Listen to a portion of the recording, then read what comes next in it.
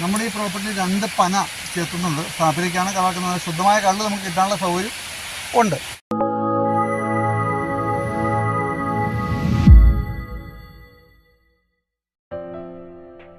എല്ലാവർക്കും നമസ്കാരം. 24 കേരള പ്രോപ്പർട്ടിയുടെ പുതിയ വീഡിയോയിലേക്ക് ഏവർക്കും സ്വാഗതം.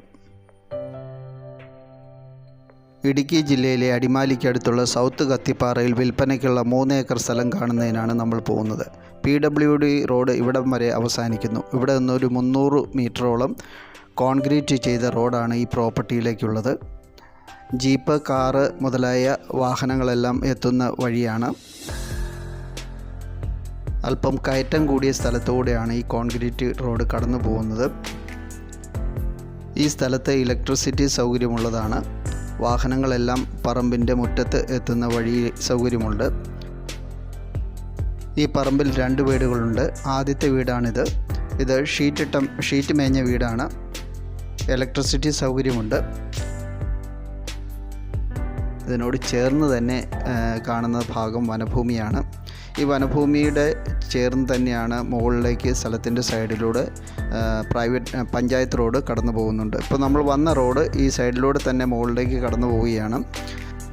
പ്രധാനമായിട്ടുള്ള കൃഷി എന്ന് വെച്ച് കഴിഞ്ഞാൽ റബ്ബർ തന്നെയാണ്. ടാപ്പ് ചെയ്യുന്ന ഏതാണ്ട് 230ഓളം റബ്ബറുണ്ട്. മൊത്തം 3 ഏക്കറാണ് സ്ഥലത്തിൻ്റെ വിസ്തീർണം. അല്പം ചെരിവുള്ള സ്ഥലമാണ്.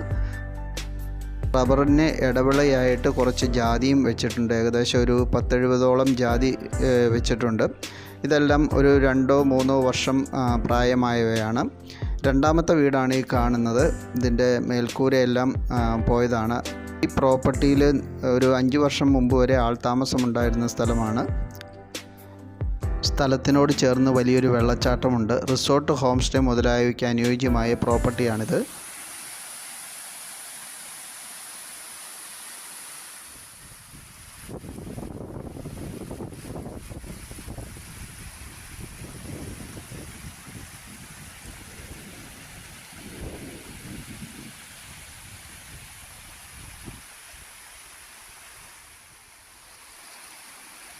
നമ്മൾ ആദ്യം വന്ന പഞ്ചായത്ത് വഴിയാണ് ഈ കാണുന്നത്.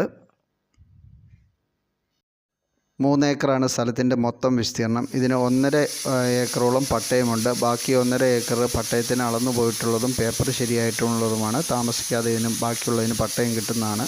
വെള്ളച്ചാട്ടത്തിൻ്റെ താഴ്ഭാഗത്തുള്ള റോഡാണ് ഈ കാണുന്നത്. ഇതൊരു പ്രൈവറ്റ് റോഡാണ്.